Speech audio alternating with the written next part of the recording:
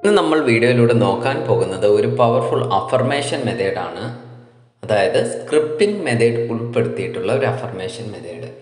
ഈ ഒരു മെത്തേഡിലൂടെ നിങ്ങൾ ഇഷ്ടപ്പെടുന്ന വ്യക്തിയിൽ നിന്നും നിങ്ങൾ ലഭിക്കാൻ ആഗ്രഹിക്കുന്ന കാര്യങ്ങൾ, അതായത് എന്തെങ്കിലും തരത്തിലുള്ള തെറ്റായ ധാരണകൾ കൊണ്ടോ അല്ലെങ്കിൽ എന്തെങ്കിലും പൊരുത്തക്കേടുകൾ കൊണ്ടോ നിങ്ങളുടെ ഇടയിൽ എന്തെങ്കിലും പ്രശ്നങ്ങളുണ്ടെങ്കിൽ, അത് ബ്രേക്കപ്പ് ആയവരുടെ കാര്യത്തിലോ ഹസ്ബൻഡ് ആൻഡ് വൈഫിൻ്റെയോ കാര്യത്തിലാണെങ്കിൽ, അതേപോലെ തന്നെ വൺ സൈഡ് ലവേഴ്സിൻ്റെ കാര്യം എടുക്കുകയാണെങ്കിൽ നിങ്ങൾക്ക് നിങ്ങളെ ഇഷ്ടപ്പെടുന്ന വ്യക്തിയെ കണ്ടെത്താൻ സാധിക്കാത്ത അവസ്ഥയിലോ അല്ലെങ്കിൽ നിങ്ങൾ ഇഷ്ടപ്പെടുന്ന വ്യക്തി നിങ്ങളുടെ ഇഷ്ടം മനസ്സിലാക്കുന്നില്ല അല്ലെങ്കിൽ എന്തെങ്കിലും തരത്തിലുള്ള പേടി നിങ്ങളുടെ മനസ്സിലുണ്ടെങ്കിലോ ഈ ഒരു മെത്തേഡ് തീർച്ചയായും ഉപയോഗിക്കാൻ സാധിക്കുന്ന ഒന്നാണ്. നിങ്ങളെ വളരെയധികം സഹായിക്കുന്ന മെത്തേഡാണ്. ഈ പറയുന്ന പോലെ കാര്യങ്ങൾ ചെയ്താൽ മാത്രം മതി നിങ്ങളുടെ മനസ്സിൽ നിങ്ങൾ വിചാരിക്കുന്നതിലും അപ്പുറമുള്ള സന്തോഷം ഇതിൽ നിന്ന് ലഭിക്കുന്ന റിസൾട്ട് ഉണ്ടാക്കിത്തരും. അതിനുവേണ്ടി ചെയ്യേണ്ടത് കുറച്ച് കാര്യങ്ങളേ ഉള്ളൂ.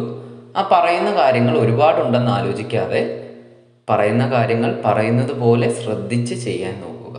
ആദ്യം തന്നെ വേണ്ടത് ഒരു ശാന്തമായ അന്തരീക്ഷമാണ്. അതായത് നിങ്ങളുടെ റൂമോ അല്ലെങ്കിൽ നിങ്ങളുടെ ടെറസോ നിങ്ങളുടെ ബെഡോ ഒക്കെ ആയിരിക്കാം നിങ്ങൾക്ക് സ്യൂട്ടായിട്ടുള്ള സ്ഥലങ്ങൾ.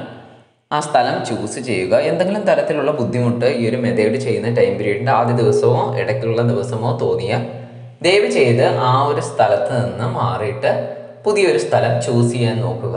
അതുപോലെയാണ് നമ്മൾ ജീവിതത്തിൻ്റെ എല്ലാ സാഹചര്യത്തെയും നോക്കി കാണേണ്ടത്. എന്തെങ്കിലും തരത്തിലുള്ള ബുദ്ധിമുട്ട് നിങ്ങൾ അനുഭവിക്കുമ്പോൾ ഈ ബുദ്ധിമുട്ട് എന്തുകൊണ്ട് എന്നെ പിന്തുടരുന്നു എന്നുള്ള രീതിയിൽ ആലോചിക്കാതെ എങ്ങനെ ഇത് മാറ്റിയെടുക്കാമെന്ന് പുതിയ രീതിയിൽ ആലോചിക്കണം.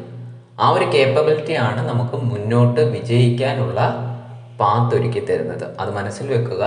സ്ഥലം തിരഞ്ഞെടുത്തതിന് ശേഷം നിങ്ങളൊരു പേപ്പറും പേനയും കയ്യിലെടുക്കുക. പേന ഒരിക്കലും കറുത്തമശി ആവരുത്. നീല ഉപയോഗിക്കുന്നതാണ് ഏറ്റവും നല്ലത്. അത്തരത്തിൽ ആ പേപ്പറിൽ നിങ്ങളുടെ ആവശ്യം എന്താണോ അത് നടക്കുന്നത് പോലെ നിങ്ങൾ എഴുതുക. അതായത് നിങ്ങൾക്ക് ഇപ്പോൾ എന്തെങ്കിലും തരത്തിൽ ഒരു സ്ഥലത്ത് പോകണമെന്നാണ് ആഗ്രഹം. അതായത് നിങ്ങൾ ഇഷ്ടപ്പെടുന്ന വ്യക്തിയുമായി കൂട്ടി ആ സ്ഥലത്ത് ചെല്ലണം. ആ സ്ഥലത്ത് എത്തിയതുപോലെ നിങ്ങൾ എഴുതുക. വളരെ വ്യക്തമായി തന്നെ എഴുതുക. നിങ്ങൾ പോകുന്ന വഴികളും നിങ്ങൾ എന്തെങ്കിലും ഭക്ഷണം കഴിച്ചതായിട്ടും നിങ്ങൾ പരസ്പരം ചിരിച്ചതായിട്ടും എല്ലാം നല്ല രീതിയിൽ എഴുതുക. നിങ്ങളുടെ വിഷ്വലൈസേഷൻ മാക്സിമം യൂസ് ചെയ്ത് എഴുതാൻ നോക്കുക. അതിനുശേഷം ആ പേപ്പറും പേനയും സൈഡിലേക്ക് വെക്കുക. അതിനുശേഷം നിങ്ങൾ ഇരിക്കാൻ പോവുകയാണ്. ഇരിക്കുമ്പോൾ തുണിയോ യോഗ മാറ്റോ, അതായത് യോഗയൊക്കെ ചെയ്യുന്നവരുണ്ടെങ്കിൽ യോഗ മാറ്റ് കാണുമല്ലോ, അതായാലും മതി. തുണിയെന്ന് ഉദ്ദേശിച്ചത് ബെഡ്ഷീറ്റ് ആയാലും മതി. അതിൻ്റെ മുകളിലായിട്ടാണ് ഇരിക്കേണ്ടത്. ഇരിക്കുമ്പോൾ നമ്മൾ ഭക്ഷണം കഴിക്കാൻ തറയിലിരിക്കുന്ന രീതിയിലാണ് ഇരിക്കേണ്ടത്, മുട്ടുമടക്കി. അത്തരത്തിലിരിക്കാൻ ബുദ്ധിമുട്ടുള്ളവരാണെങ്കിൽ, അതായത് കാലിന് എന്തെങ്കിലും തരത്തിൽ ബുദ്ധിമുട്ട് അനുഭവിക്കുന്നവരാണെങ്കിൽ നിങ്ങൾക്ക് കസേര ഉപയോഗിക്കാവുന്നതാണ്. കസേര ഉപയോഗിക്കുമ്പോൾ കാൽ തറയിൽ തട്ടുന്ന ഭാഗത്തായിട്ട് നിങ്ങൾ ഷീറ്റ് വിരിച്ചിടാൻ ശ്രദ്ധിക്കുക. പുരുഷന്മാരാണെങ്കിൽ ഇടത് കാൽ മുകളിൽ വരുന്ന രീതിയിൽ കാൽപാദങ്ങൾ ക്രോസ് ചെയ്യുക. സ്ത്രീകളാണെങ്കിൽ വലത് കാൽ മുകളിൽ വരുന്ന രീതിയിൽ കാൽപാദങ്ങൾ ക്രോസ് ചെയ്യുക. അത് കസേരയിലിരിക്കുന്നവരുടെ കാര്യമാണ് പറഞ്ഞത്. തറയിലിരിക്കുന്നവരാണെങ്കിൽ ഇനി പറയുന്ന കാര്യങ്ങൾ കോമൺ ആയിട്ടുള്ള കാര്യങ്ങൾ പറയാൻ പോവുകയാണ്. നിങ്ങളുടെ കാൽമുട്ടുകളുടെ മുകളിലായിട്ട് കൈപ്പത്തി മലർത്തി തുറന്നു വെക്കുക. തല കുറച്ച് മുകളിലേക്ക് ഉയർത്താൻ ശ്രദ്ധിക്കുക. തല ഉയർത്തുമ്പോൾ നിങ്ങളുടെ പുരികങ്ങൾക്കിടയിലായിട്ട് ആ ഒരു മിഡിൽ പോയിന്റ് നിങ്ങൾക്ക് കോൺസെൻട്രേഷൻ കിട്ടുന്നതായിട്ട് ഫീൽ ചെയ്യുന്നെങ്കിൽ വളരെ നല്ലതാണ്.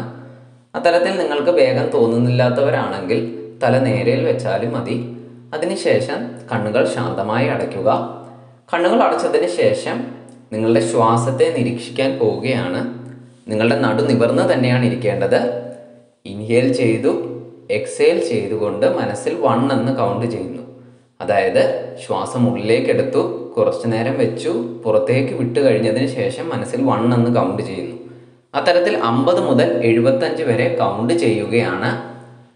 50 മുതൽ 75 വരെ വളരെ വ്യക്തമായി തന്നെ കൗണ്ട് ചെയ്യണം. നിങ്ങളുടെ ശ്രദ്ധ മാറിപ്പോകാതിരിക്കാനായിട്ട് നിങ്ങളുടെ മൂക്കിനറ്റത്തായിട്ട് നിങ്ങൾ ശ്രദ്ധയെ കൊണ്ടുവരിക.